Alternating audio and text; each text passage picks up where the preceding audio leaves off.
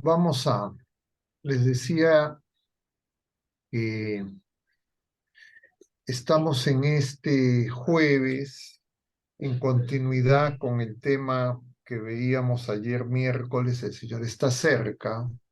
El tema propuesto para hoy es los signos de los últimos tiempos.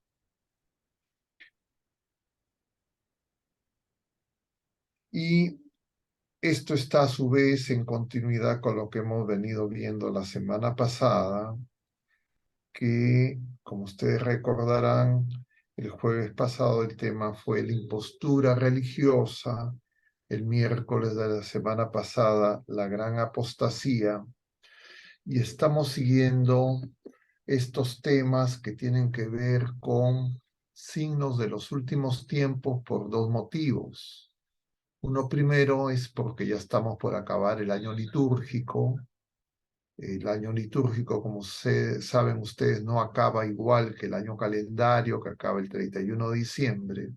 El año litúrgico va a acabar el sábado anterior al primer domingo de diciembre, en el que primer domingo de diciembre empezaremos un nuevo año litúrgico y empezaremos un nuevo tiempo litúrgico, el tiempo de Adviento. Entonces, estas últimas semanas del tiempo ordinario, finalizando este año litúrgico 2023 y antes de empezar el año litúrgico 2024, estamos contemplando, diríamos, qué es lo que se nos ha revelado en relación a los últimos tiempos. Eso lo vamos a hacer en todos estos días hasta el último día de este año litúrgico, y también lo vamos a hacer en los primeros días del tiempo de Adviento. Es decir, desde el primer domingo de Adviento hasta el 16 de diciembre inclusive, nuestra mirada va a ser hacia el final de los tiempos.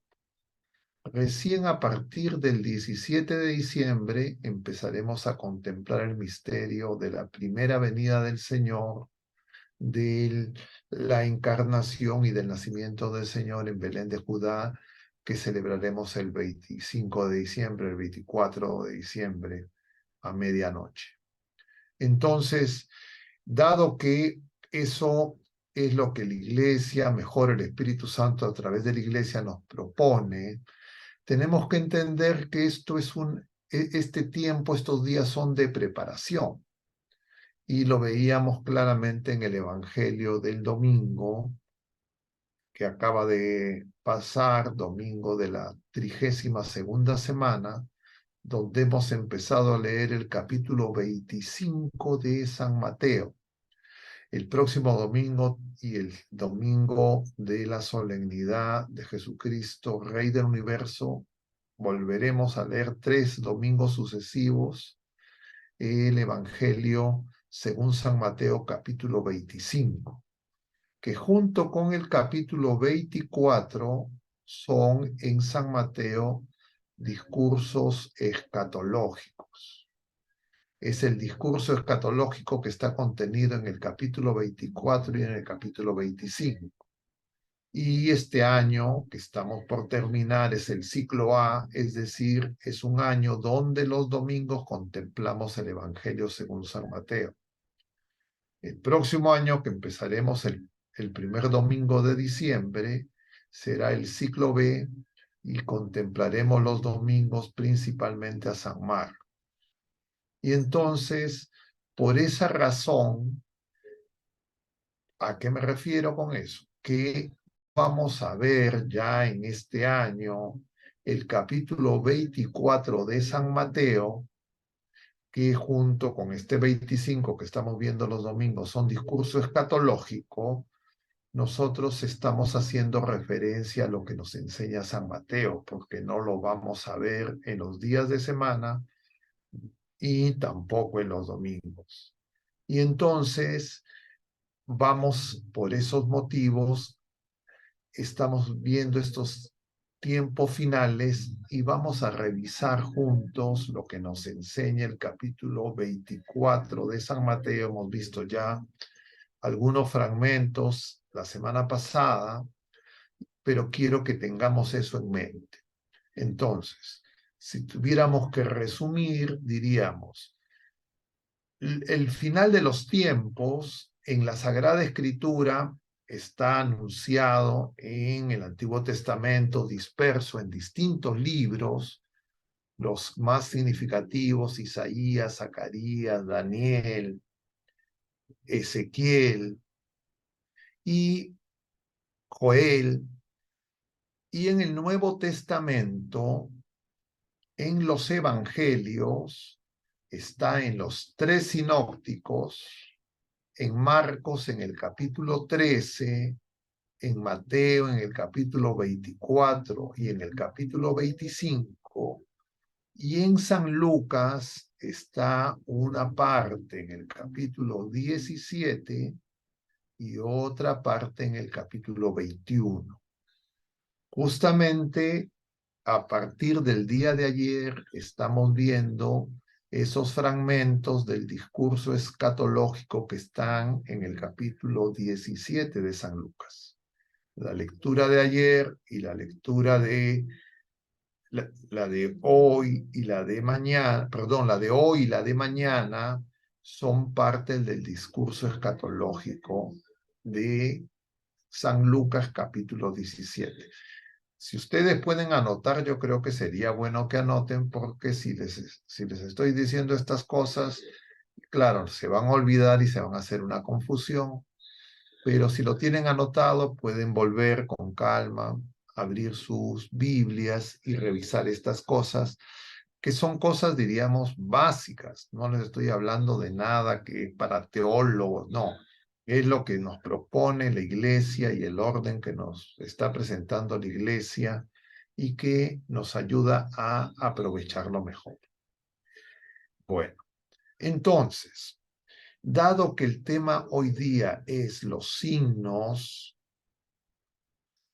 de los últimos tiempos, tenemos que buscar esos signos en los discursos escatológicos y hemos seleccionado para esa búsqueda el Evangelio según San Mateo, capítulo 24. El jueves de la semana pasada, si ustedes recuerdan, nosotros veíamos ya pasajes del capítulo 17.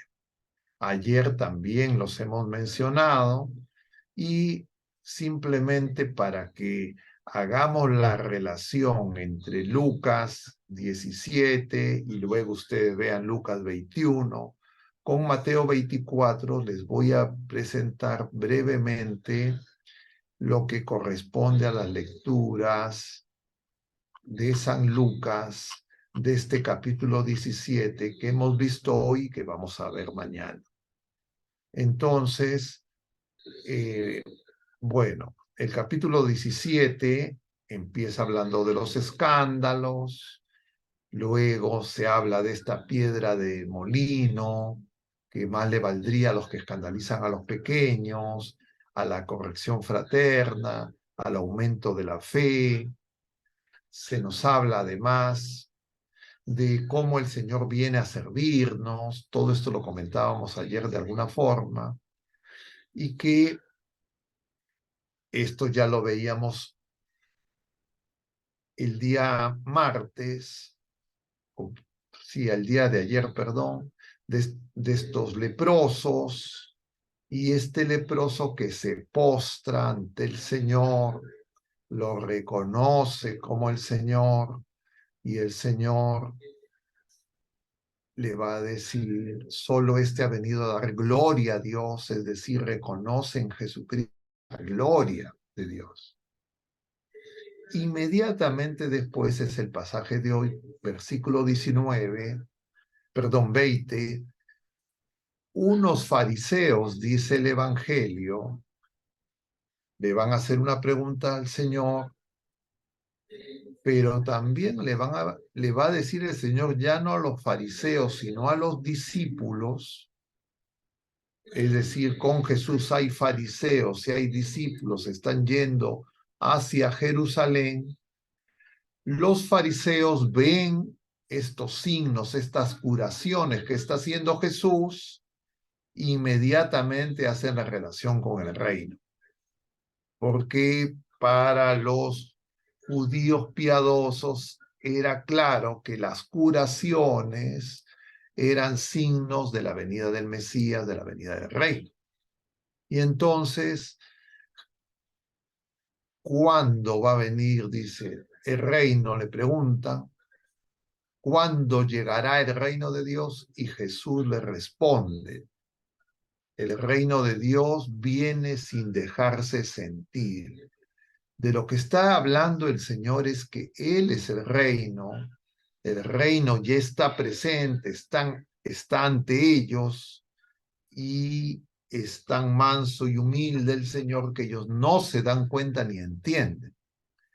Inmediatamente el Señor ya no se dirige a los fariseos, sino que se dirige a los discípulos y les dice, vendrán días en que desearán ver uno solo de los días del Hijo del Hombre, es decir, de Él, y no lo podrán ver.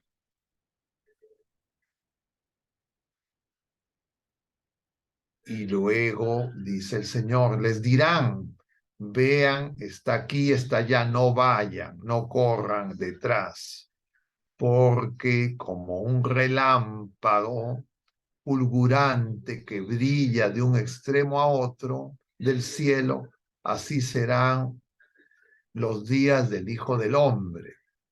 Entonces, lo que quisiera es que notemos algo muy importante para la lectura de estos, diríamos, textos de los sinópticos, textos escatológicos.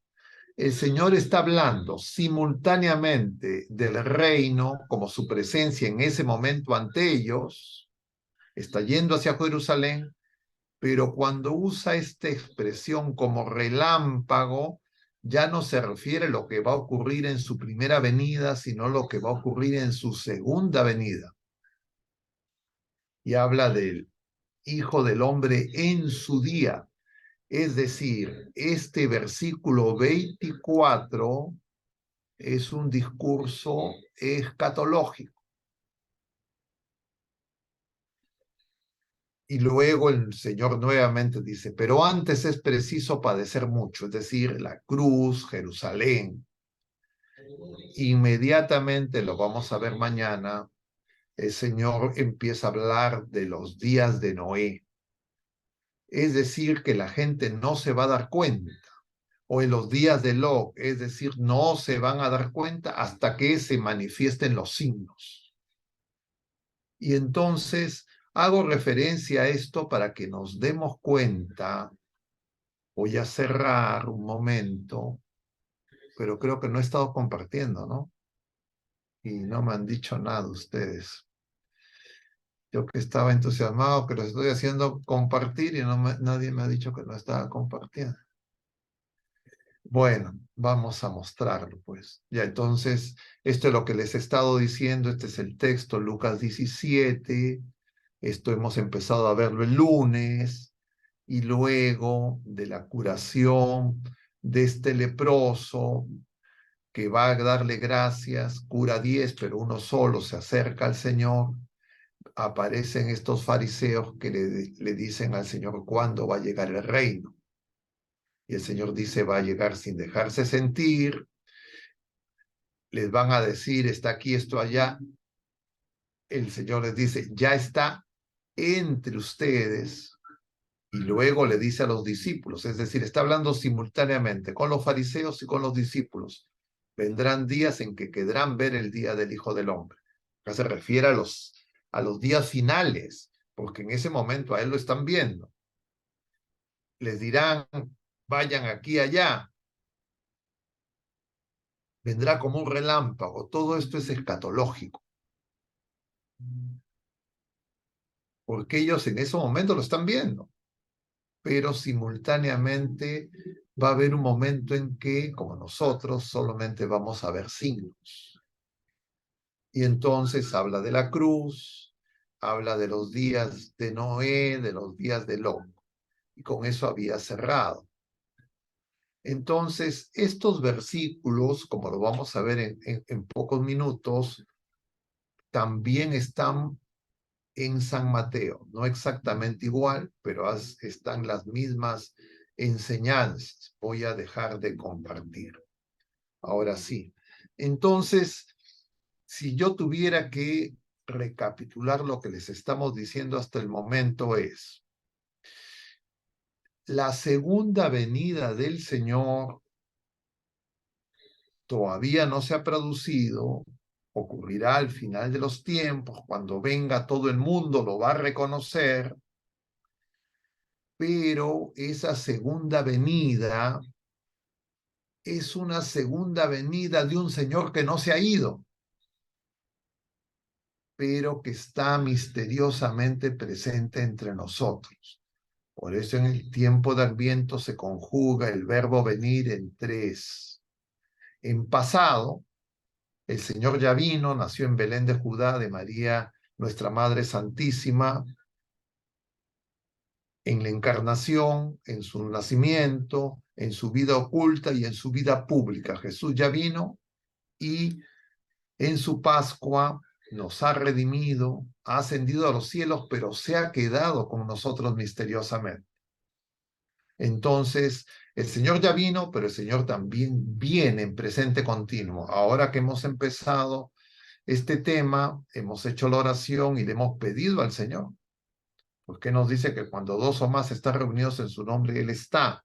Y le hemos pedido que todo lo que pensemos, digamos y hagamos, parta de Él, llegue a Él.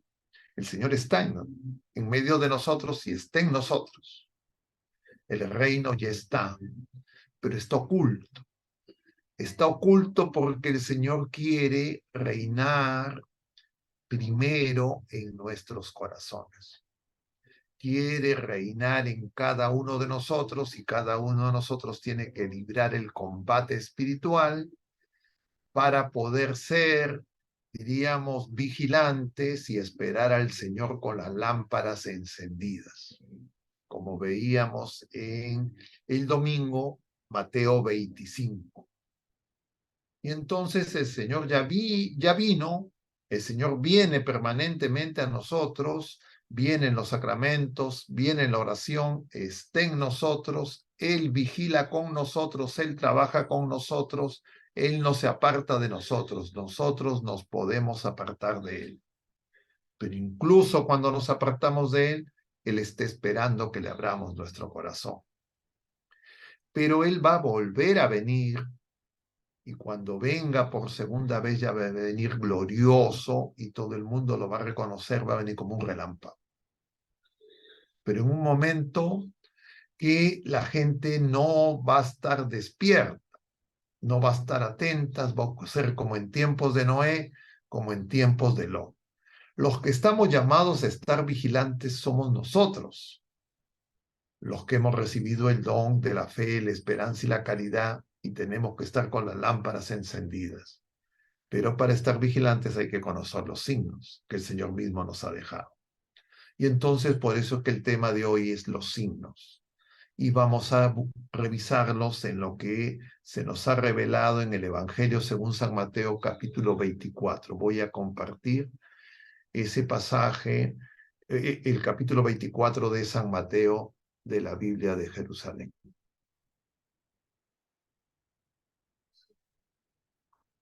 Entonces este es el capítulo 24 de San Mateo. Y he puesto estos acápites para tratar de marcar alguno de esos signos. El comienzo, engaños, guerras, la maldad que crece, el evangelio del reino, la abominación desoladora y algunas otras cosas que ya hemos comentado, la gran tribulación y algunas otras cosas también misteriosas. ¿Ya? Entonces, este va a ser el contenido principal del tema de hoy. Vamos a centrarnos principalmente en este capítulo 24 de San Mateo para tratar de vincularlo a estas cosas que estamos comentando. Pero antes de entrar a ver este capítulo 24, quisiera comentar algunas cosas y que les sugeriría que anoten. Esto del capítulo 24 de los discursos escatológicos son profecías del mismo Jesucristo. Todavía no se han cumplido plenamente. Y en consecuencia, conforme nos acercamos a la fecha de cumplimiento, uno las ve con más claridad. Pero en la iglesia, desde un inicio, la iglesia ha entendido y siguió esto que dice el Señor, que tenemos que estar vigilantes. Y entendían que estos eran profecías que el mismo Señor hizo, porque Él es Dios verdadero, Él es verdadero y el único sacerdote, el único profeta, el único rey. Toda la profecía, todo sacerdocio, todo rey viene de Él. Y nosotros también estamos llamados en consecuencia a escucharlo a Él. Ahora, sin embargo, cuando el Señor se está dirigiendo a estas personas que lo escuchan, sus discípulos, Él sabe que ellos no entienden plenamente lo que les está diciendo. Y Él quiere formarlos para que cuando reciban el don del Espíritu Santo, ellos puedan entender mejor y hacer discípulos. Como ellos son discípulos, el Señor los va a enviar, Mateo 28, a la misma misión que el Padre le da.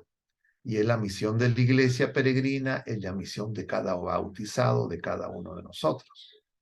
En consecuencia, hay que conocer estos pasajes y por eso es que la iglesia nos lo propone, el Espíritu Santo lo ha dejado en la Sagrada Escritura, en la revelación.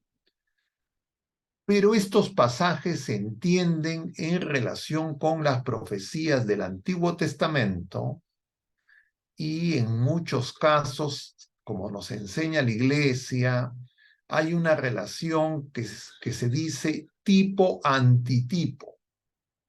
Entonces el tipo es lo que ocurrió ya de una profecía, pero que es una profecía que todavía no se ha desplegado plenamente. Se despliega plenamente en el antitipo. Y entonces en el discurso del Señor lo que encontramos es que el Señor está hablando de su Pascua como un tipo del antitipo de la Pascua que va a vivir la iglesia. No sé si eso se entiende.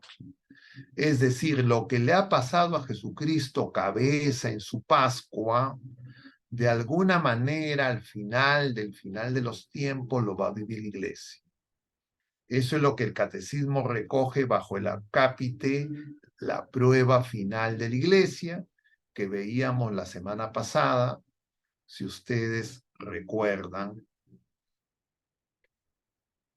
Y de repente en algún momento, entonces, el numeral 675, 676 y 677 del catecismo nos presentan palabras de Jesús en los discursos escatológicos y lo que ocurrió en la Pascua de Cristo como tipo del antitipo de lo que va a ocurrir y todavía no ha ocurrido en la iglesia, que es el cuerpo de Cristo.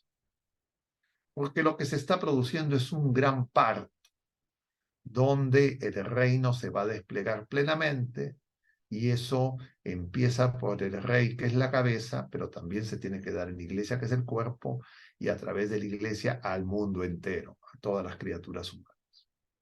Entonces, eso en las profecías siempre es así.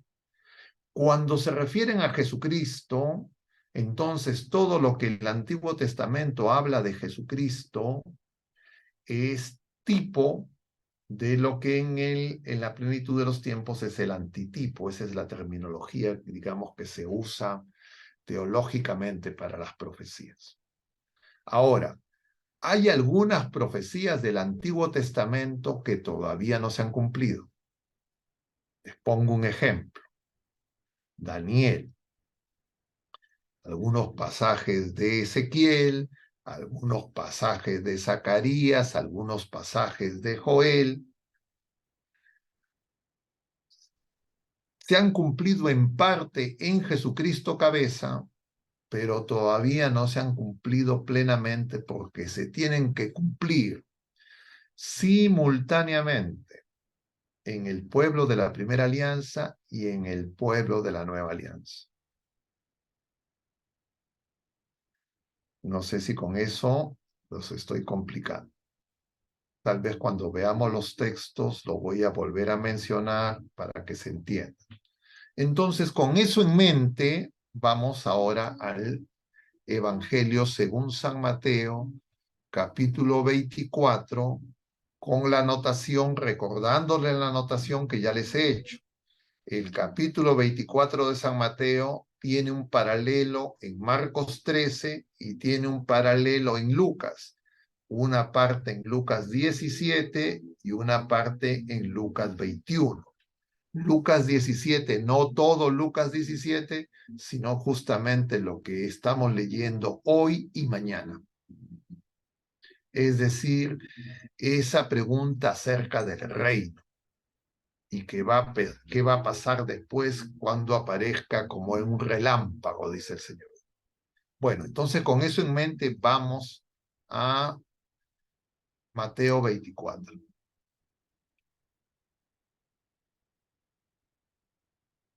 Entonces, el pasaje de Mateo 24, como ustedes saben, Jesús está en Jerusalén, entró el domingo de Ramos, lo primero que hizo fue al templo, purificó el templo, volteó las mesas de los cambistas y los dirigentes del templo, los dirigentes del pueblo, religiosos del pueblo de la Primera Alianza lo empiezan a acosar, a hostilizar. Y entonces el Señor tiene esas discusiones que ya hemos visto en los días pasados con los fariseos, con los escribas, etc.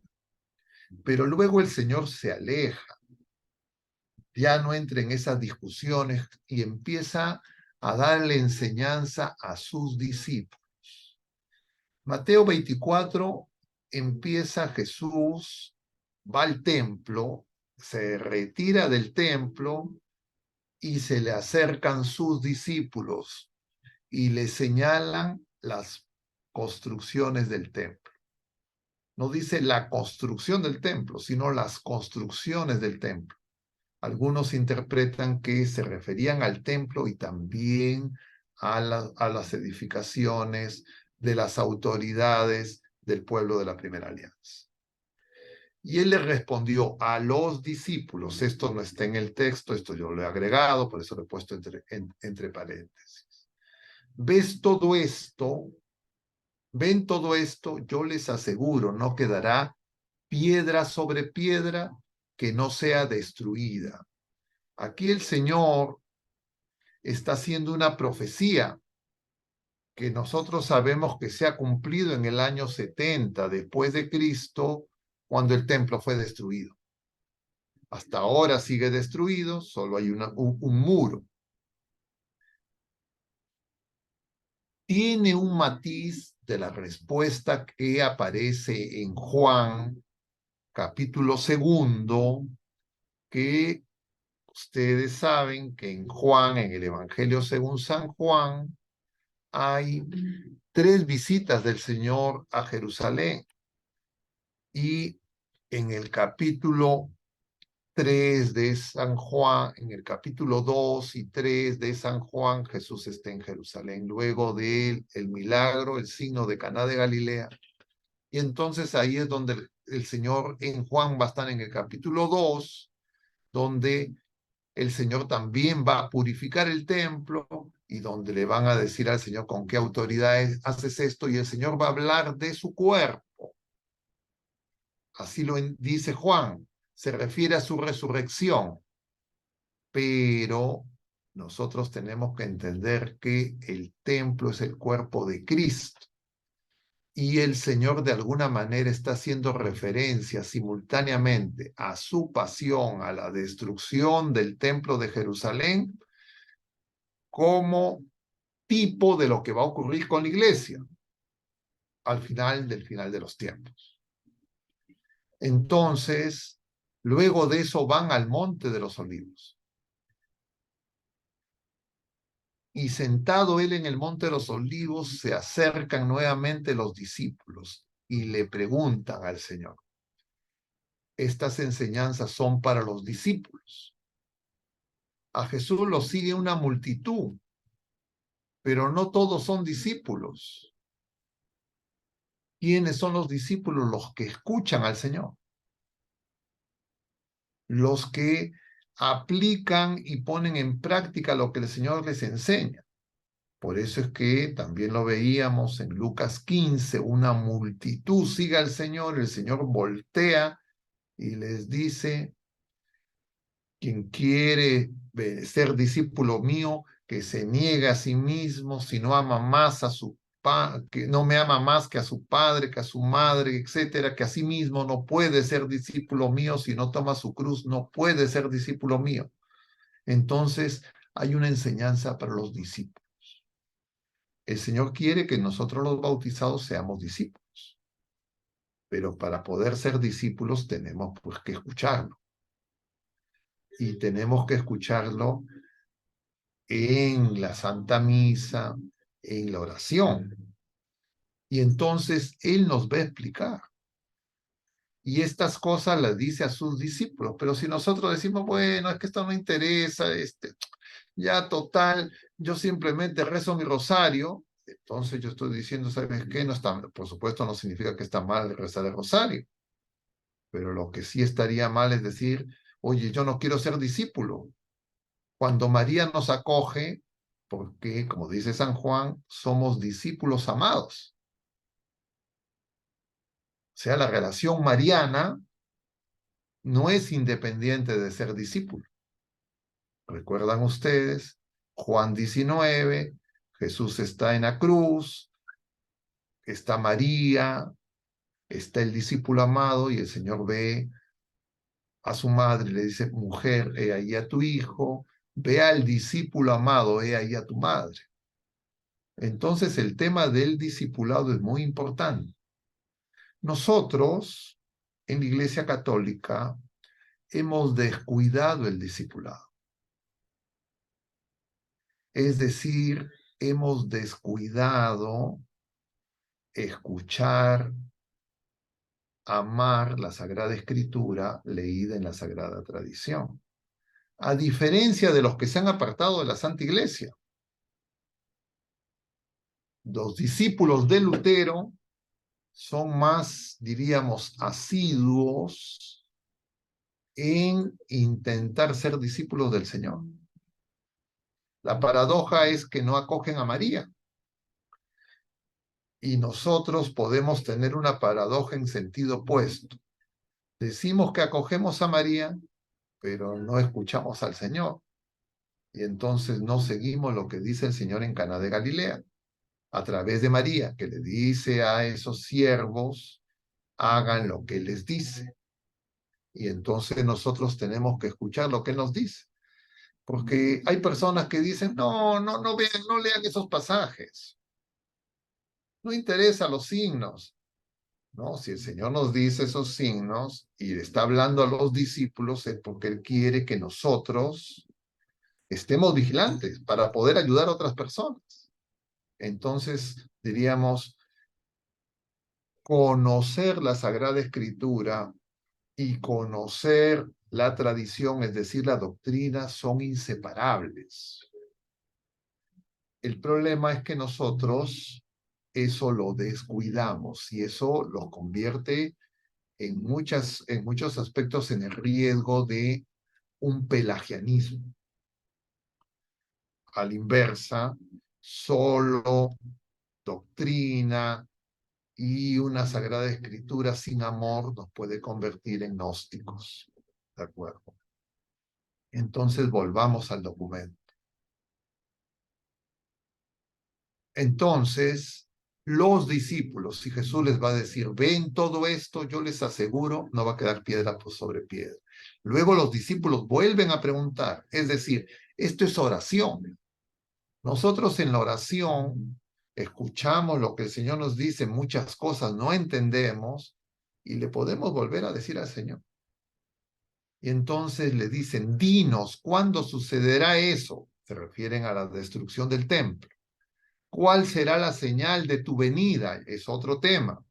Están entendiendo que Él va a venir por segunda vez, ellos entienden como ese relámpago, que es otra cosa, y además le preguntan por el fin del mundo, le están preguntando por tres realidades diferentes. Voy a ponerlo acá con números para que quede más evidente. Una pregunta, segunda pregunta,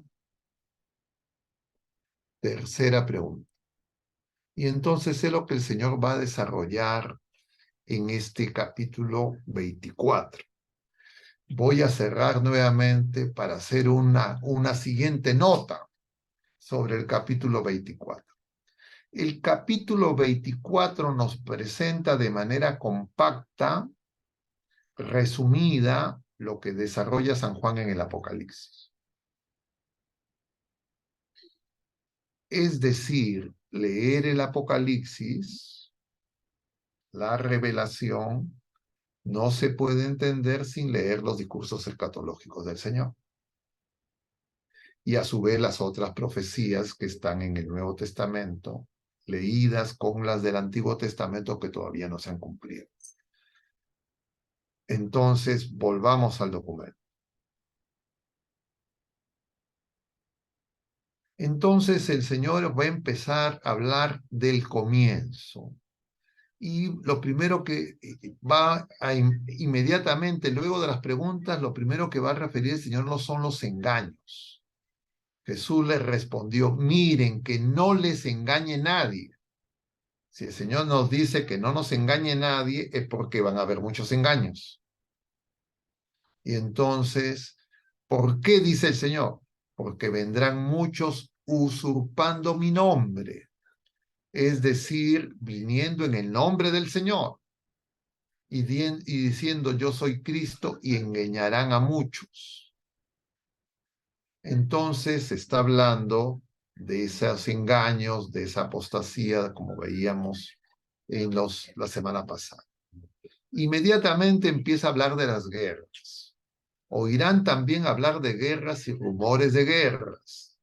Cuidado, dice, no se alarmen, porque eso es necesario que suceda, pero todavía no el fin.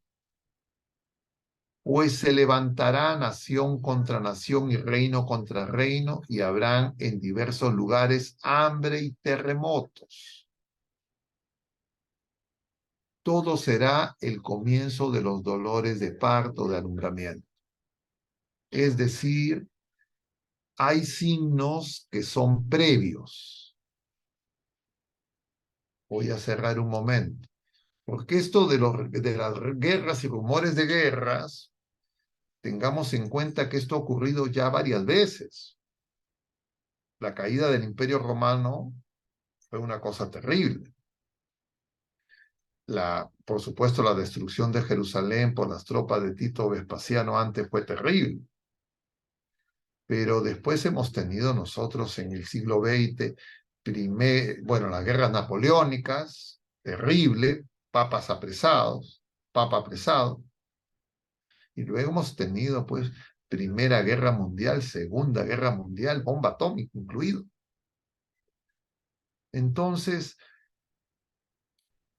esto ha habido varias veces guerra, pero hay una guerra que está mencionada en Ezequiel 37, que es la famosa guerra de Gog y Magog, misteriosa, porque en esa guerra es una guerra en la que va a intervenir el pueblo de la Primera Alianza. Hasta antes de 1948, del año 70 a 1948, eso no se podía producir. porque desde el año 70 hasta 1948 no hubo pueblo de Israel en Tierra Santa. Luego de la Segunda Guerra Mundial, recién esa posibilidad se ha hecho presente. Y claro, eso es actual, diríamos, porque ahora estamos viendo que hay una guerra. Pero esa guerra de Gog y Magog dice que van a ser ejércitos que vienen del norte. Y se menciona que va a ser una guerra, pues, diríamos, no como la que vemos ahora. Ahora serían, diríamos, si es que eso se extiende, se profundiza, podríamos decir, ¿es Gog y Magog o no? Porque se habla de 200 millones de soldados. Claro, eso durante mucho tiempo en la iglesia los exégetas decían es un número simbólico. Pero ejércitos del norte, cuando uno ve el mapa, quienes están al norte, está Irán, está Rusia, está China. Y claro, una unión de esas fuerzas podría dar un número equivalente.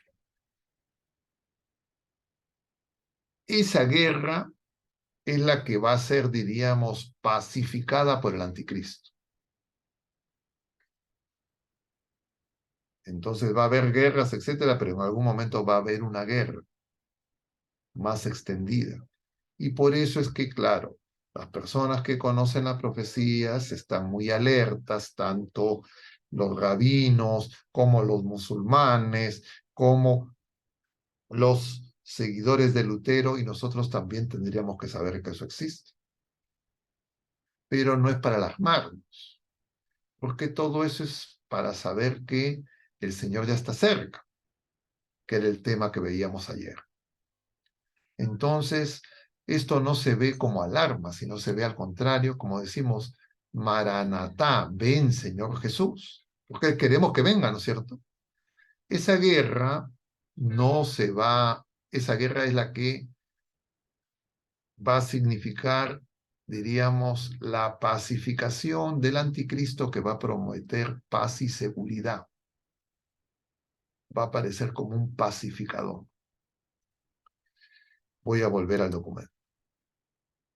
Entonces, pues se levantará nación contra nación y reino contra reino, y habrá en diversos lugares hambres y terremotos. Todo eso será el comienzo de los dolores del alumbramiento. Viene a continuación, estos subtítulos los he puesto yo. Persecución, y el Señor habla de persecución a la iglesia desde fuera de la iglesia y persecución desde dentro, dice. Versículo 9, entonces los entregarán a la tortura y los matarán y serán odiados de todas las naciones por causa de mi nombre. Entonces esas naciones que van a hacer persecución son obviamente naciones que no son católicas, no son cristianas.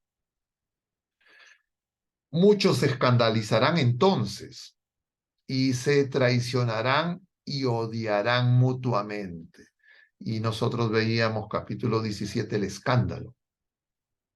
Entonces, consecuencia de la persecución externa, se produce una persecución interna entre grupos al interior de los creyentes. Y surgirán muchos falsos profetas que engañarán a muchos. Ahora, esto de alguna manera ha pasado antes también. Ha pasado antes porque ustedes saben, tenemos el ejemplo de la Guerra de los 30 años. Fue entre cristianos, seguidores de Lutero y católicos. Entonces diríamos, pero también entre católicos ha habido guerras. Pero esta guerra, esta persecución es diferente. Está asociada al engaño, está asociada a la persecución de fuera. Y claro, si uno ve que dentro de la iglesia se forman grupos, sectas, unos se enfrentan a otros, cuando políticamente se desencadene esa, diríamos, esa violencia, algunos van a estar alineados con los ganadores y otros con los perdedores. Y los que estén alineados con los ganadores pensarán que tienen que castigar a los que están alineados con los perdedores. Y entonces se producirán violencia entre al interior, y para que esa violencia al interior se pueda dar, se va a necesitar justificarla, y para eso se necesitan falsos profetas, que si no se tendrá que dar algún argumento religioso para justificar la persecución. De manera análoga a como se está produciendo ya actualmente entre musulmanes y judíos. Porque tengan ustedes en cuenta que esa guerra es guerra dentro de una familia. Son los dos hijos de Abraham, descendientes de Isaac y descendientes de Isaac y descendientes ¿cómo se llama?, de Ismael. Para los musulmanes, Ismael es el primogénito, que es el mayor. Para los judíos, la herencia viene de Isaac a través de Jacob. Entonces, claro, y se dan argumentos religiosos. Y por eso es que al interior del pueblo de la Primera Alianza hay personas que dicen, tenemos que destruirlos, porque hacen citas del Antiguo Testamento, donde Yahvé decía que habían que hacer anatema. Pero también los musulmanes hacen lo propio. Y entonces nos damos cuenta que, claro, eso no viene del Señor, eso no deriva de la profecía, pero es de las interpretaciones de la profecía, que son consecuencia de la confusión y del engaño. Eso que ya ocurre y lo estamos viendo nosotros en nuestros hermanos, diríamos, monoteístas, también puede ocurrir al interior de la Iglesia Católica. Entonces, cuando las personas muy alegremente dicen, agarramos, denuncia que esto, que el otro, y utilizan diríamos, la ideología marxista, la violencia como partera de la historia, porque la violencia no solamente es física, la violencia empieza con la violencia verbal, con la descalificación, con la mentira, con el engaño. Y claro, uno puede, sin darse cuenta, dejarse mover no por el Espíritu Santo, sino por el espíritu del mentiroso. Y por eso es que la actual, diríamos, posibilidades de comunicación, hipercomunicación que tenemos, nosotros tenemos el riesgo y somos probados porque lo podemos usar mal. Ya hemos comentado de eso antes y creo que todos entendemos qué consecuencias y qué peligro puede tener y cómo podemos ser manipulados creyendo que estamos actuando en el nombre del Señor. Claro, para un ejemplo tenemos a Pablo. Pablo perseguía a la iglesia, estuvo presente en la muerte de Esteban y él creía que hacía eso para el Señor. El Papa emérito Benedicto en su discurso en Ratisbona lo advertía claramente. Y claro, nosotros a veces creemos, no, pero eso no es para nosotros. Se referiría solo a los musulmanes. No, entre los cristianos eso ya ocurrió. Y muchas veces ha ocurrido, empezó en Caín y Abel, hermanos, y el Señor nos advierte.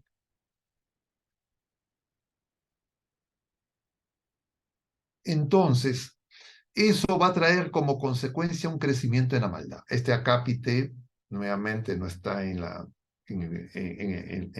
Sagrada Escritura, yo lo he puesto para fines de seguir la secuencia de versículo 12, y al crecer cada vez la iniquidad, las injusticias, la caridad de la mayoría se enfriará, pero el que persevera al final se salvará. Hemos hablado ya de qué implica esta perseverancia. la oración, los sacramentos. Pero lo que quisiera que nos demos cuenta, que esto en realidad fuera de la iglesia ya está muy extendido.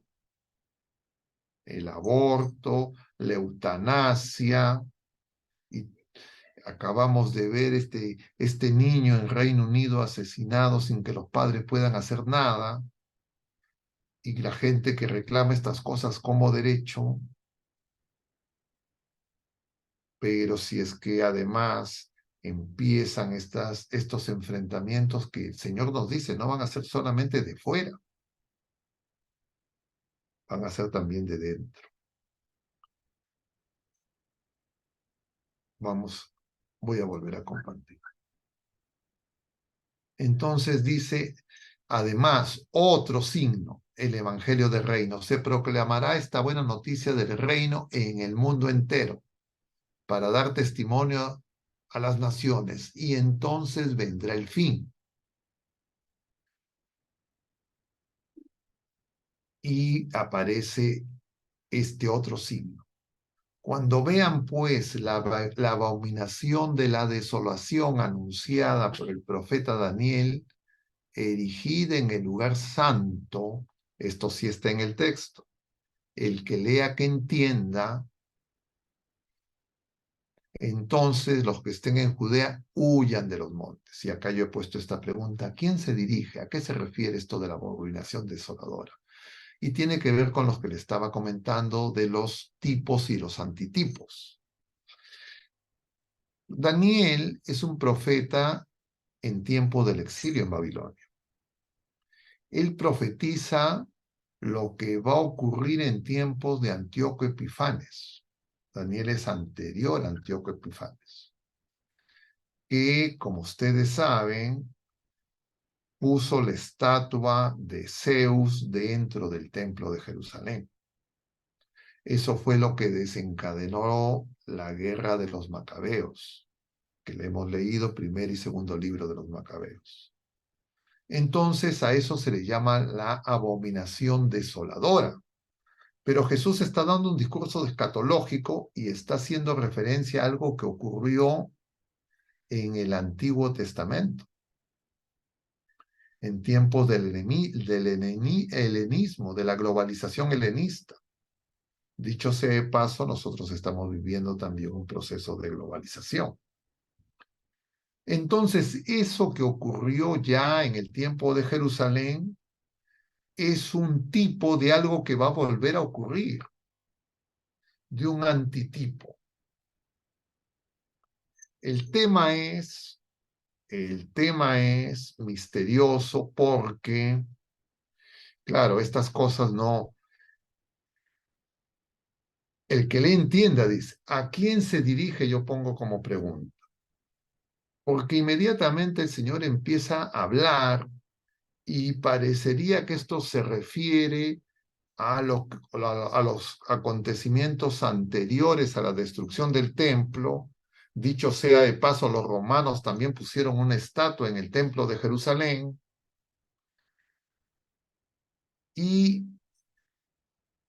Pero el Señor está hablando.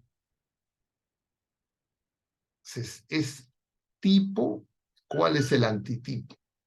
Y entonces el Señor dice, si están en Judea, huyan a los montes, están en el terrado, no recojan sus cosas, están en el campo, no regresen a la ciudad. Ay de las que estén encinta, y menciona, oren para que vuestra vida no suceda en invierno ni en sábado. Y pongo ni en sábado, porque definitivamente si el Señor pone ni en sábado, eso parece que se dirige al pueblo de la primera alianza.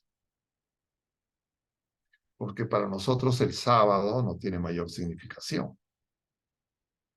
Entonces, por eso es que algunos se preguntan si es que el templo de Jerusalén va a ser reedificado. Antes de estos acontecimientos, o qué significa esa abominación desoladora, porque parecería que está dirigida al pueblo de la primera alianza, porque como hemos visto en la carta a los romanos, no significa que el Señor ya se olvidó del pueblo de la primera alianza. Entonces, lo que ocurra en ese pueblo es importante para vigilar. Y por eso es que se los menciono, y eso, claro, yo no lo he inventado. A lo largo de la historia, muchas veces en la iglesia, también los grupos seguidores de Lutero vigilan ese acontecimiento. Entonces, en ese momento, el Señor empieza a hablar de la gran tribulación. Porque habrá entonces una gran tribulación cual no hubo desde el principio del mundo hasta el presente, ni volverá a verla. Entonces, nuevamente, esto se refiere a lo que ocurrió en la destrucción de Jerusalén por las tropas de Tito Vespasiano, o es algo que todavía no ocurrió. Si nosotros nos atenemos a la secuencia, esto ya ocurrió, pero como tipo, falta el antitipo. O sea, va a haber otra, porque ese Señor habla de los tiempos de Noé. Y si aquellos días no se abreviasen, no se salvaría nadie, pero en atención a los elegidos se abreviarán aquellos días. Y entonces la pregunta es, ¿quiénes son los elegidos? Entonces, si alguno les dice, miren, el Cristo está aquí o allí, no lo crean. Y entonces esto aclara que no se refiere pues al tiempo de la destrucción de Jerusalén, porque los cristianos ya habían salido de Jerusalén. Siguiendo esto, los cristianos, cuando vieron estos problemas a Jerusalén cercada, todos salieron. Y por eso es que justamente los judíos los consideraron traidores. Porque surgirán falsos cristos y falsos profetas que harán grandes señales y prodigios, capaces de engañar, si fuera posible, a los mismos elegidos. Es decir, muchas personas,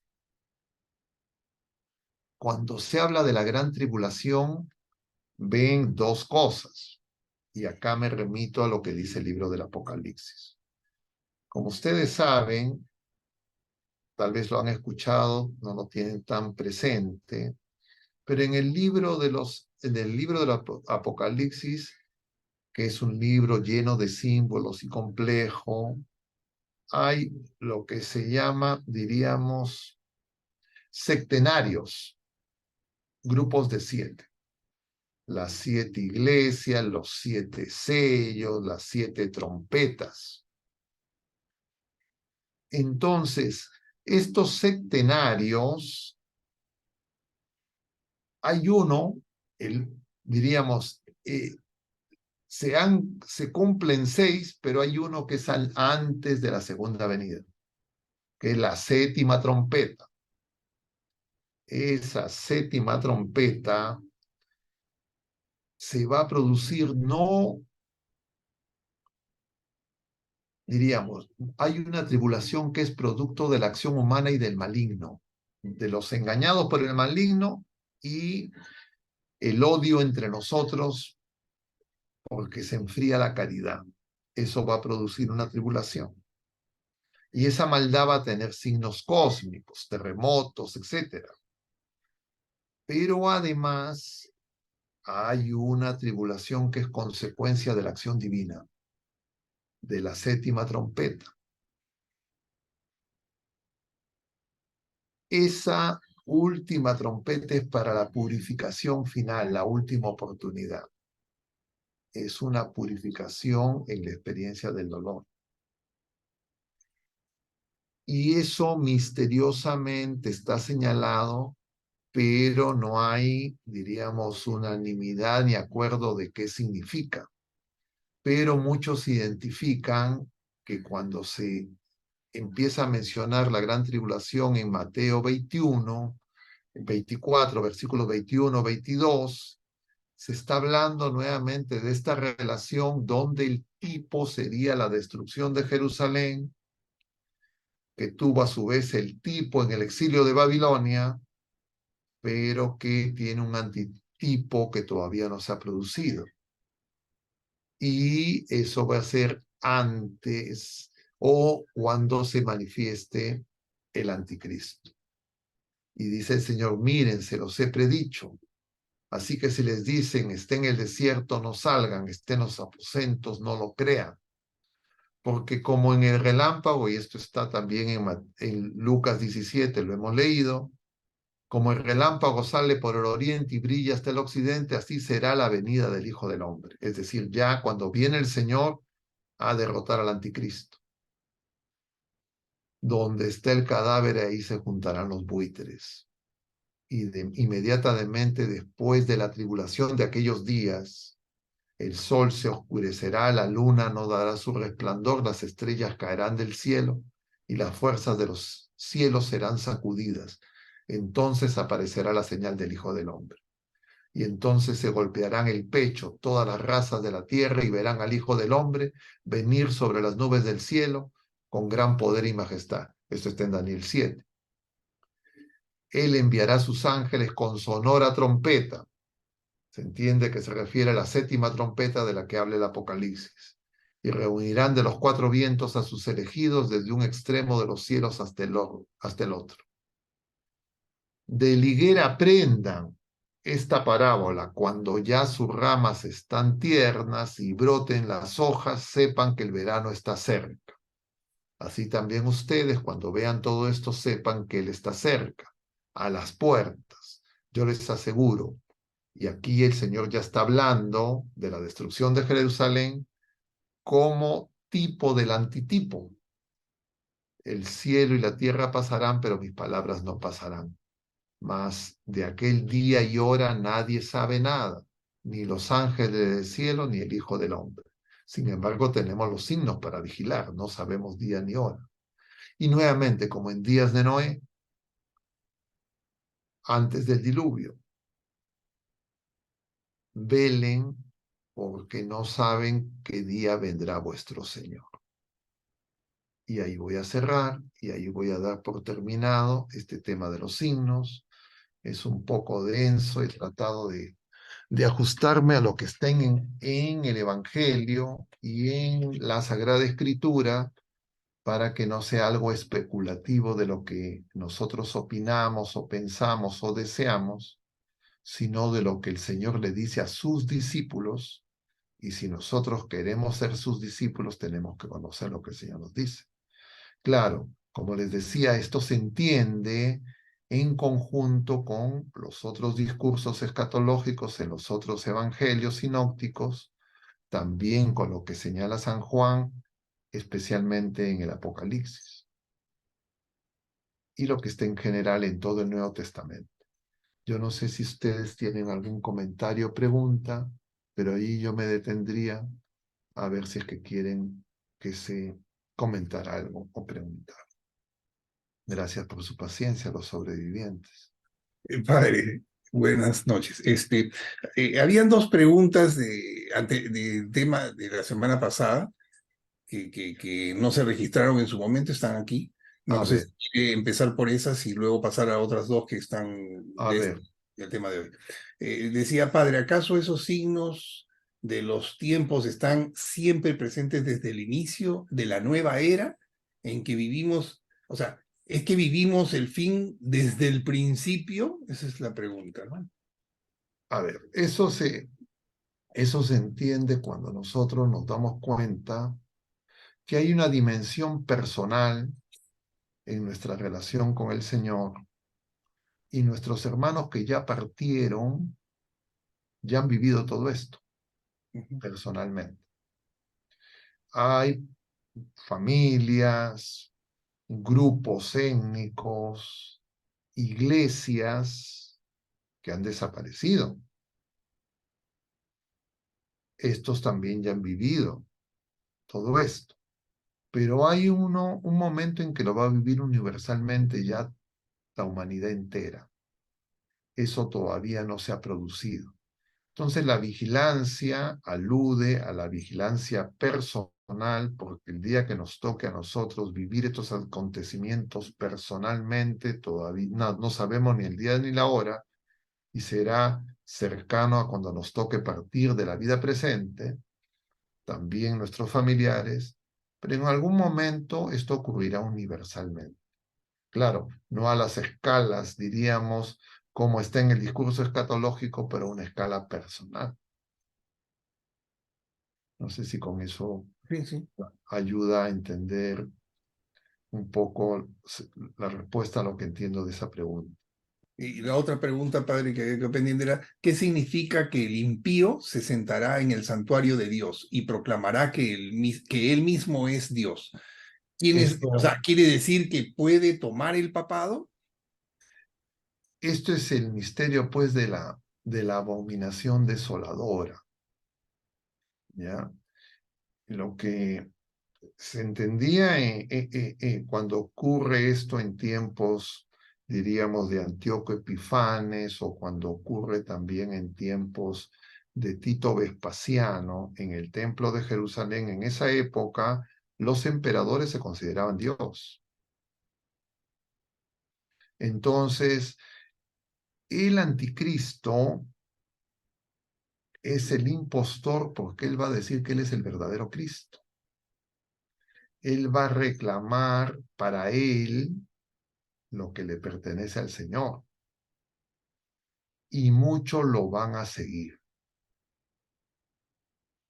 Entonces, ¿cómo es exactamente? No sabemos, pero sabemos que la pretensión del anticristo es reemplazar, ocupar el lugar del Señor.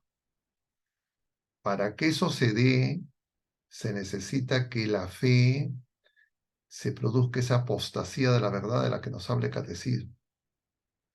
Y para que eso ocurra, se necesita que nosotros no reconozcamos los obstáculos que el Señor nos ha mencionado en el capítulo 14 de San Lucas y en el capítulo 17 y que hemos visto la semana pasada y esta semana.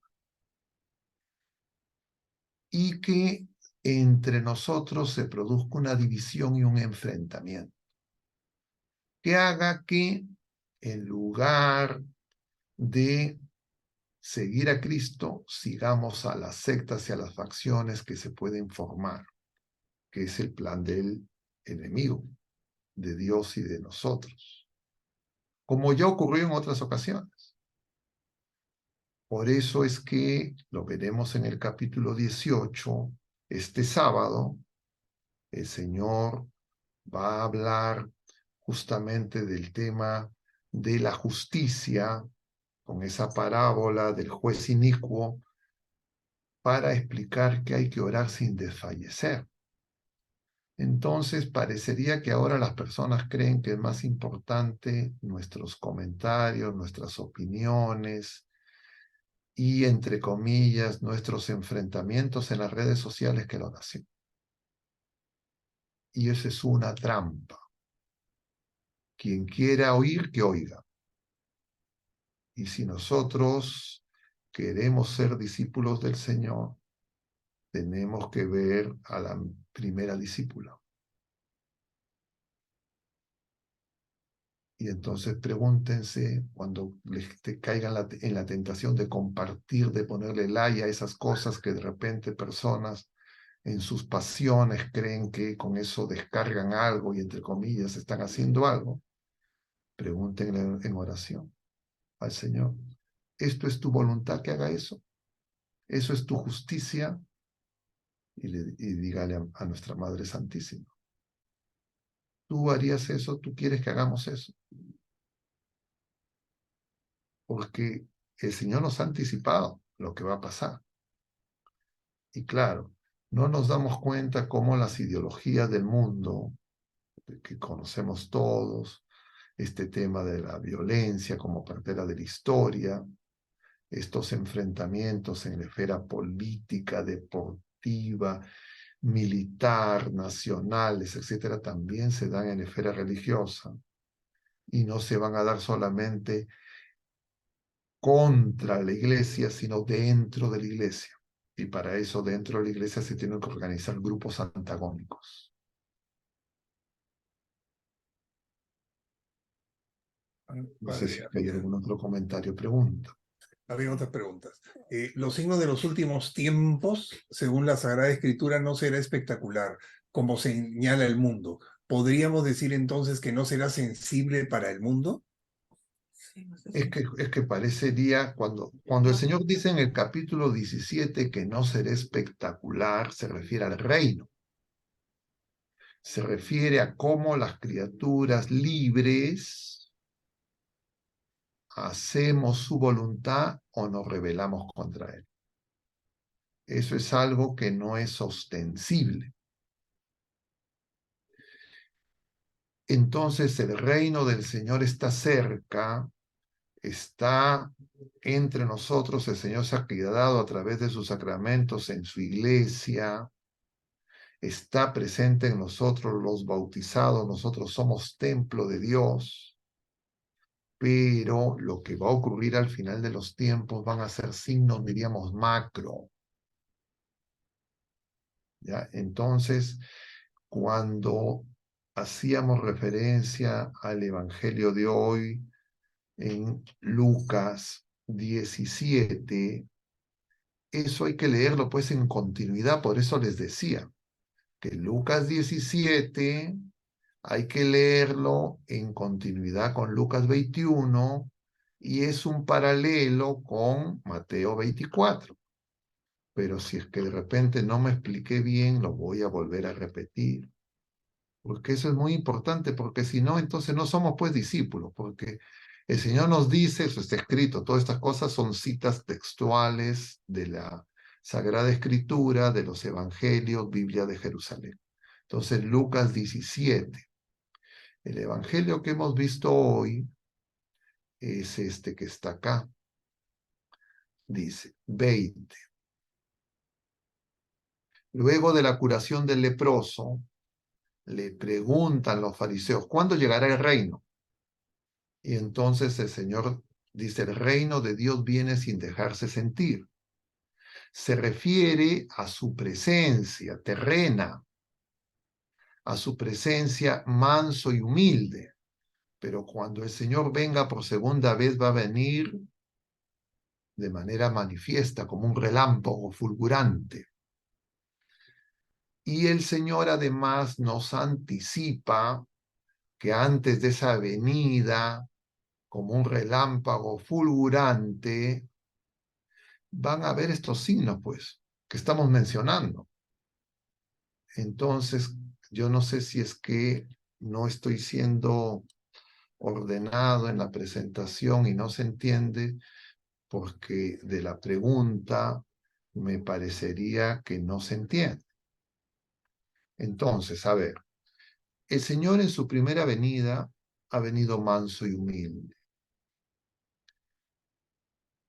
pero los seres humanos, tanto de la primera alianza como de la nueva alianza, viene tan manso y humilde, tan misericordioso, que la mayoría van a alejarse de él.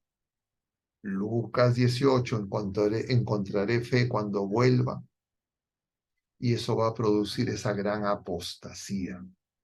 Esa apostasía va a producir mucho mal, mucho dolor, tribulación, producto y consecuencia del pecado, porque la caridad se va a enfriar y el mal se va a enseñorear.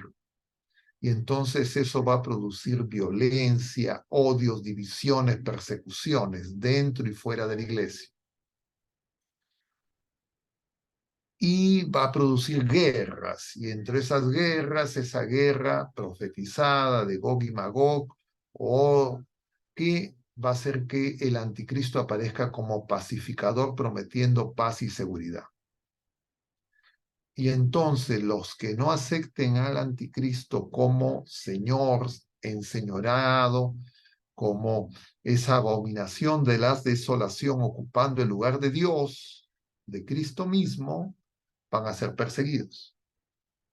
Y entonces se van a producir signos. Esos signos ya no van a ser discretos, van a ser signos como esa manifestación de ese relámpago que va a hacer que todos se arrepientan, va a ser una oportunidad de purificación. Esa séptima trompeta, el día de la ira, Entonces, claro, nosotros podemos hacer una lectura de la Sagrada Escritura como protestantes. Entonces, la lectura como protestantes es nos leemos un versículo, un pasaje, y no leemos lo que viene a continuación ni lo que hay antes. Eso es una lectura equivocada. Ahora, ¿qué ocurre? Durante la Edad Media, en la etapa de la cristiandad, la Iglesia entendía que se estaba instituyendo el reino de Dios. Y había teologías que creían que esto se iba a extender hasta que ya viniera el Señor, cada vez siendo nosotros más fieles, cada vez más. Pero el cisma, primero de Oriente, luego el cisma de los seguidores de Lutero, luego la Revolución Francesa, la secularización, las ideologías del mundo, el progresismo, las guerras, entonces hicieron que la iglesia entienda que justamente la iglesia tiene que ser purificada. Claro, eso también se decía desde antes, pero no se hacía énfasis. Entonces, por eso las profecías, conforme uno se va acercando al cumplimiento de las profecías, se ve más claramente. Entonces, es equivocado que no va a haber signos manifiestos, pero también es equivocado creer que la preparación, entre comillas, para la venida del Señor es estentoria, porque hay gente que cree que la preparación ante esos signos manifiestos es construir búnkers, contra protección, contra bombas nucleares y cosas y con reserva de alimentos. Hay gente que está construyendo eso en varios lugares. O que hacen sus refugios y sus casas, etc. No, la protección nuestra es que reine el Señor en nuestro corazón. Entonces, si el Señor reina en nuestro corazón, si nosotros descubrimos que somos el templo del Señor, Él va a vigilar por nosotros y Él nos va a cuidar. Pero la gente cree, no, para cuidarme, a ver, tengo que conseguir sacramentales, tengo que conseguir devociones. Y no entienden qué es conversión, vivir con fidelidad a los sacramentos, arrepentirnos de nuestros pecados, no escandalizar, no producir división, incoherencias. Entonces, claro, no estamos entendiendo. Dicho de otra manera, la preparación es sencilla y siendo cada vez más humildes. Pero lo que ocurra no va a ser algo, entre comillas, ni sencillo ni humilde, porque la maldad va a ser tan grande que lo que se va a producir va a ser terrible. Ya lo estamos viendo, aborto, eutanasia, guerras, persecución y guerras, donde ahora sabemos hay capacidad nuclear, misiles que destruyen y devastan ciudades. Entonces, la persona que pregunta parecería que ha mezclado ambas cosas. La presencia del Señor hasta antes de su segunda venida va a ser humilde, sencilla, casi imperceptible. El mal se va a enseñorear y los signos no van a ser imperceptibles porque van a ser consecuencia del mal. Pero cuando parezca que el mal ya está venciendo, cuando parezca que ya el anticristo tiene control total, sonará la séptima trompeta y entonces el Señor se manifestará. No para destruir, sino para instaurar el reino de amor. Y claro, cuando uno de repente en este tiempo breve decimos todas estas cosas, uno las puede confundir. No sé si con esto que estoy señalando ayuda para que se entienda un poco mejor. Si hubiera alguna persona que tuviera confusión, que no esté claro, creo que con la mayor confianza sería bueno que pregunten, que comenten, porque creo que esto es importante que, como decíamos, está hecho para los discípulos, todos nosotros estamos llamados a ser discípulos y Lo importante para el discípulo es saber que van a ocurrir estas cosas, pero si nosotros estamos con el Señor, no tenemos nada que temer, al contrario. Padre, aquí teníamos dos preguntas sobre una que habla de ¿el anticristo será una persona o podría ser una ideología como el comunismo, la ideología de género? Pero paralelo a esto hay otra pregunta que da un ámbito paralelo que viene a ser la de los musulmanes no conocen a Cristo y dicen que exterminarán a todos los infieles en el mundo. ¿Cómo se convertirían? Podría decirse que puede ser el anticristo como la batalla final, o sea, A ver, el anticristo va a ser una persona, pero que va a tener a su servicio, eso está en el capítulo 13 del Apocalipsis, se habla de las dos bestias, la bestia del mar y la bestia de la tierra. La bestia del mar son los poderes temporales, económicos, políticos, tecnológicos, militares, etcétera, del mundo. Esos poderes se van a unificar y van a enseñorear al anticristo, porque el anticristo va a prometer paz y seguridad. Y la mayoría de la gente, por el aparato mediático al servicio de esa bestia que va a acoger como dirigente al anticristo, la mayoría de la gente se va a entusiasmar y lo va a seguir, porque habrán enfriado su fe. Esa es la bestia del mar. Simultáneamente en el Apocalipsis se habla de una bestia de la tierra.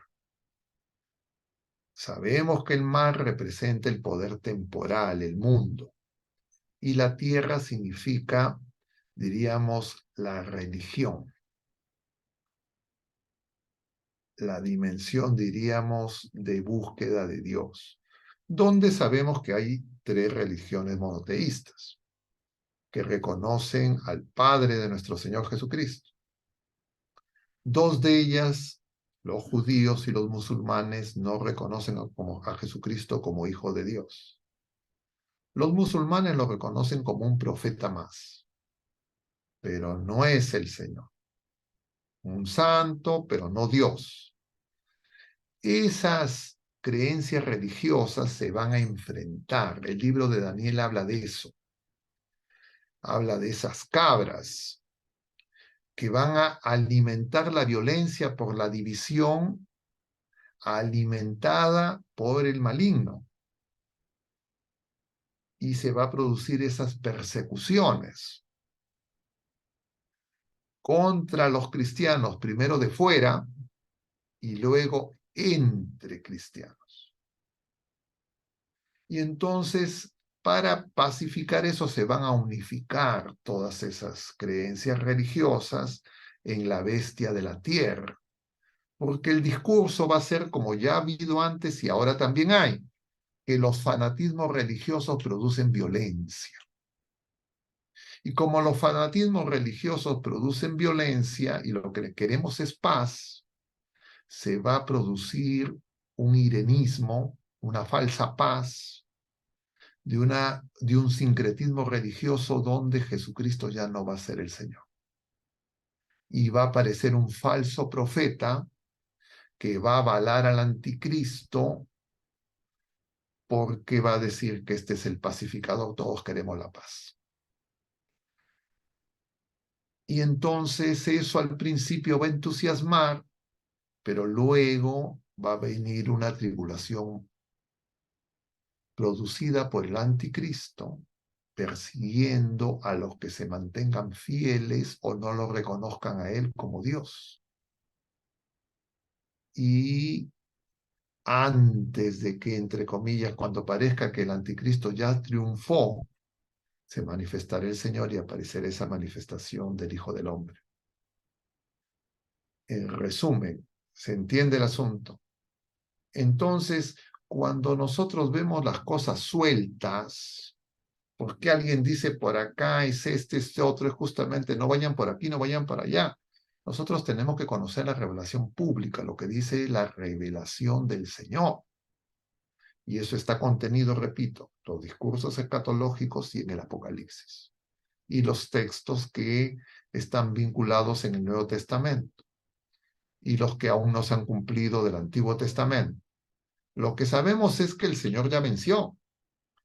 Y todo esto el Señor lo que está haciendo es una prueba de su paciencia para que nosotros podamos arrepentirnos, convertirnos en general.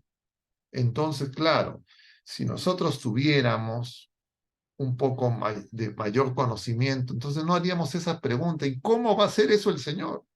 Él es Dios, pues.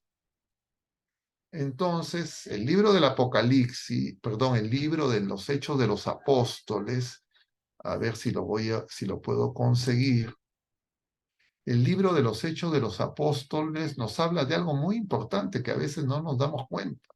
Lo leemos todos los años, pero como no somos atentos, a veces no nos damos cuenta. Pero el libro de los Hechos de los Apóstoles menciona que antes del día del Señor se va a producir una efusión del Espíritu Santo. Entonces voy a ver si lo puedo publicar, lo puedo compartir. Esperen un ratito si ustedes me dan unos minutitos, a ver si lo puedo, a raíz de la pregunta. Porque claro, sobre esto pues hay abundancia de información y entonces escuchan por aquí, por allá, no conocen lo que dice el Señor, no conocen lo que está en la Sagrada Escritura, entonces claro, especulamos y eso es peligrosísimo, ¿ya? Porque nos vamos a guiar o por nuestras opiniones o por las opiniones de otras personas, pero no por lo que dice el Señor, que ya no es opinión, es la verdad. Y entonces, justamente por eso el Señor habla tan explícitamente y nos advierte tanto en relación a los engaños, porque va a haber muchos engaños. Voy a compartirles esto a ver si lo encontramos, ¿ya? Lo comparto primero para buscarlo juntos, ¿ya? Les voy a compartir la Biblia de Jerusalén, capítulo 2, libro de los Hechos de los Apóstoles. A ver. Entonces, capítulo 2. Al llegar el día de Pentecostés estaban en un mismo lugar, sabemos, conocemos el pasaje, ¿no es cierto? La Virgen María con los apóstoles, las ráfagas de fuego, el viento, y quedaron llenos del Espíritu Santo y se pusieron a hablar en lenguas. Había en Jerusalén una multitud de hombres piadosos de todas partes, y entonces Pedro inicia su discurso. ¿Cómo es que nosotros los hablamos? Cada uno lo escucha en en su propia lengua. Estos son galileos. Todos estaban estupefactos y perplejos y se decían unos a otros, ¿qué significa esto? Otros, en cambio, decían, riéndose, están llenos de mosto, están borrachos, ¿no? Entonces Pedro empieza el discurso y empieza a hablar. Sucederá en los últimos días, dice el Señor, derramaré mi espíritu sobre toda carne y profetizarán vuestros hijos y vuestras hijas, vuestros jóvenes verán visiones y vuestros ancianos tendrán sueños. Y yo sobre mis siervos y sobre mis siervas derramaré mi espíritu, haré prodigios. Entonces, el Señor nos ha prometido un Pentecostés. O sea, ya ha habido un primer Pentecostés, pero al final de los tiempos, y eso está en profecía de Joel, va a haber otro. Entonces, claro, eso convertirá a muchos. Cuando aparezca la señal del Hijo del Hombre, ¿cómo será? No sabemos, pero eso va a ocurrir al final de los tiempos. Entonces se convertirán judíos, se convertirán musulmanes, porque el Señor ya venció. Entonces, eso no va a ser producto, no es que yo voy a evangelizar. No, el tiempo de las naciones, el tiempo de la iglesia acabará. Mostrará nuestra impotencia y el Señor lo hará. Porque nosotros, distraídos por otras cosas, en lugar de dar testimonio, estaremos preocupados en otros afanes. Eso es lo que nos dice la última prueba de la iglesia, numeral 675, 676 y 677 del Catecismo. Lo veíamos la semana pasada.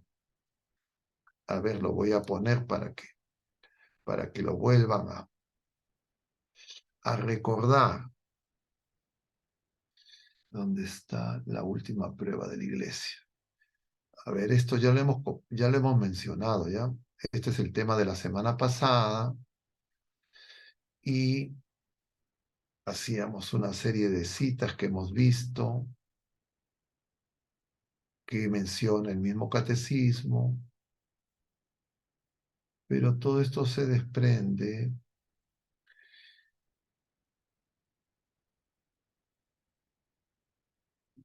de los numerales del catecismo, 676, 677 y 675. El 675 ya lo hemos visto, voy a leer nuevamente el 676 y el 677. Esta impostura del anticristo aparece esbozada ya en el mundo cada vez que se pretende llevar a cabo la esperanza mesiánica en la historia, es decir, el paraíso en la tierra, lo cual no puede alcanzarse sino más allá del tiempo histórico, a través del juicio escatológico, es decir, lo va a hacer Jesucristo.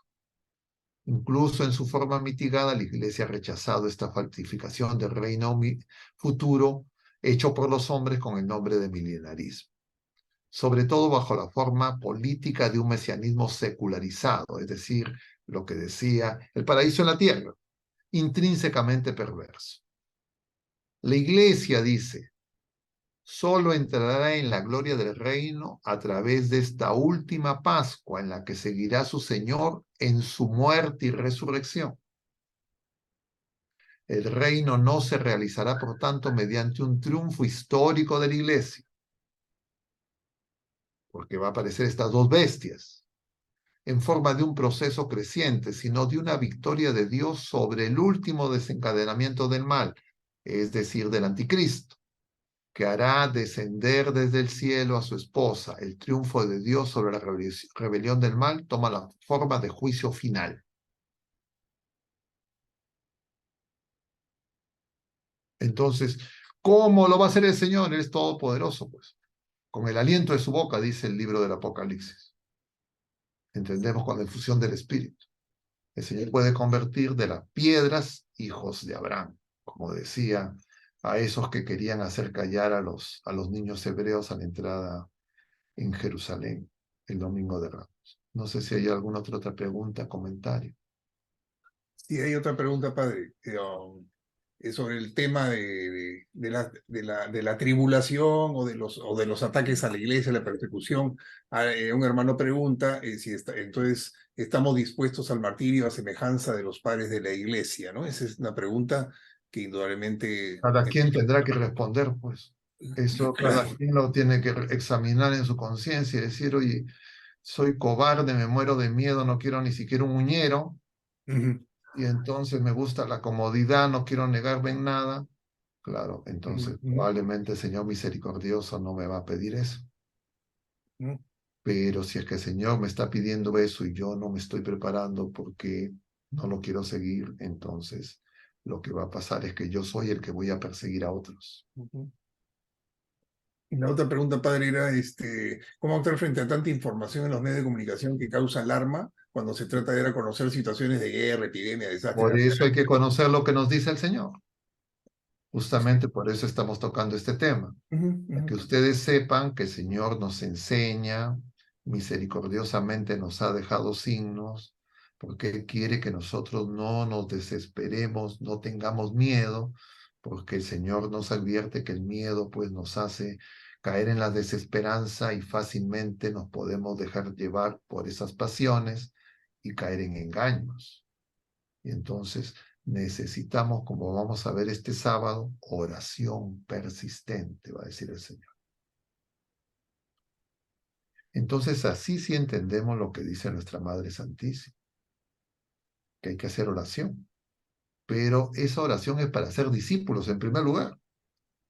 Pero si creen que la oración no es escuchar, eso también necesita por eso una enseñanza para que nos demos cuenta cómo es que el Señor nos enseñará. Bueno, Eh, Padre, acá decía, el reino de Dios ya está en medio de ustedes, decía Jesús en ese entonces, ¿no? Entonces, si nosotros lo tenemos, o sea, en ese tiempo era el mismo Jesús, nosotros ahora tenemos la Eucaristía. ahora tenemos también al mismo Jesús o tenemos otro Claro. Jesús. Es Y, el mismo y- que nació de María Virgen, es el mismo que se nos comunica.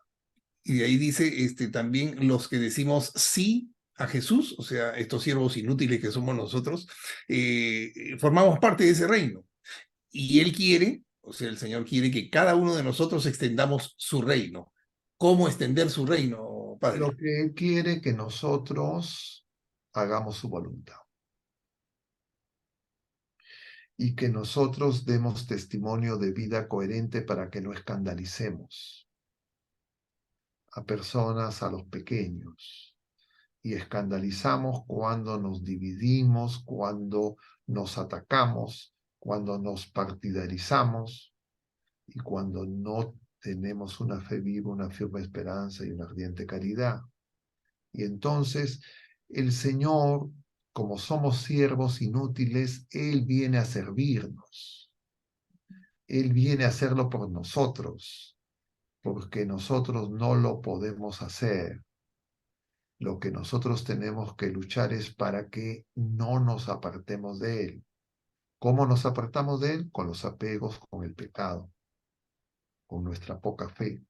Entonces el combate espiritual, como lo hemos mencionado varias veces durante toda nuestra vida, y cuando si es que estos signos se hicieran más evidentes y ya habría, diríamos, más claridad en que estamos en ese momento, entonces hay que hacer mucho más oración. Pero como hemos dicho también, que eso va a ocurrir personalmente cuando a nosotros nos toque enfrentar la última prueba, que será cuando nos toque hacer el tránsito de la vida presente a la vida futura, porque el enemigo se va a lanzar como fiera, queriéndonos arrebatar esa vida nueva que el Señor nos da. Y si nosotros vivimos distraídos con las lámparas apagadas, entonces, claro, no vamos a poder. Entonces, oración, conversión, sacramentos y escuchar al Señor. Yo veo que muchas personas eso no les gusta, entonces prefieren que les digan otras cosas, ¿no? Hay gente que le dice, no, consíguete estas agüitas, consíguete estas estampitas, estas velitas, haz esto en tu casa, pon aquí, pon allá. Y claro, son cuasi supersticiosas, si no decimos abiertamente supersticiosas. Y por eso es que hay que conocer lo que el Señor nos dice. Y el Señor nos va a decir, alégrense, levanten la cabeza, se acerca su liberación. Pues yo, oye, no, no, no, yo al contrario me asusto. Ah, entonces lo que pasa es que yo no tengo fe, yo estoy siguiendo a un Jesucristo a mi manera. Yo necesito escucharlo, pedirle al Señor que me dé esa luz, que encienda ese amor en mi corazón para que yo pueda confiar en Él. Porque si no, yo voy a ser fácilmente arrastrado por los medios de comunicación. Y bueno, fuera si solo fueran los medios de comunicación, personas también dentro y fuera de la iglesia que van a decir una y otra cosa. Porque el Señor no nos dice, la confusión no solo va a venir de fuera, también de dentro. A eso se refiere falsos profetas, personas que van a hablar en el nombre de Jesucristo. Entonces, conocer lo que el Señor nos dice, lo que está en la Sagrada Escritura, es muy importante. No es, no, no, no necesita, no, sería irresponsable. El Señor por eso quiere que seamos discípulos. Y lo cierto es que Si es que no hacemos esta revisión este año, no vemos estos temas. Y vamos a ver solo algunos fragmentos de Lucas 21 y de repente nos quedamos sin entender nada. Porque dicho sea de paso, eso lo hemos visto también, todos los años lo vemos. Y probablemente antes no hemos tomado nota. Espero que ahora todos nos podamos alimentar un poco mejor y verdaderamente poner en práctica lo que el Señor nos dice, que estemos vigilantes. Pero eso tengo que saber que tengo que vigilar. Entonces, vigilo mi corazón, vigilo cómo está la caridad, cómo está mi fe, cómo está mi oración, cómo vivo los sacramentos, si amo como el Señor nos ama, y simultáneamente vigilo lo que acontece en los signos de los tiempos, como veíamos hace 2 jueves. El Concilio Vaticano II, decíamos, nos exhorta a vigilar los signos de los tiempos.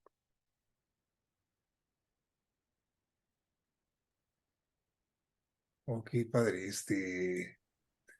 gracias, padre. Muchas de las preguntas han sido absueltas durante esta charla y en estos últimos momentos, por otro lado, aprovechamos para invitarlos el próximo miércoles a Radio María, al programa Caminando con el Señor a las 11 de la noche, los días miércoles, y el próximo jueves los esperamos en el mismo horario de hoy. Padre, su bendición.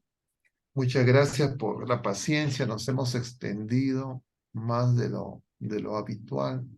No sé cuántos se han fugado ya cansados, pero todo en manos del Señor, ¿ya? Y ojalá que esto nos ayude a todos y que oremos unos por otros. El Señor esté con ustedes Y y con la tu espíritu. bendición de Dios Todopoderoso, Padre, Hijo y Espíritu Santo, descienda sobre todos ustedes y permanezca para siempre. Mucho Amén. ánimo, hermanos, que Dios los bendiga. Hasta la Gracias, próxima. padre. Sigan con atención las lecturas de estos días de la misa diaria, la de mañana. Continuaremos este pasaje de Lucas 17 y el sábado vamos a leer ese pasaje muy importante de Lucas 18. Bueno, que Dios los bendiga.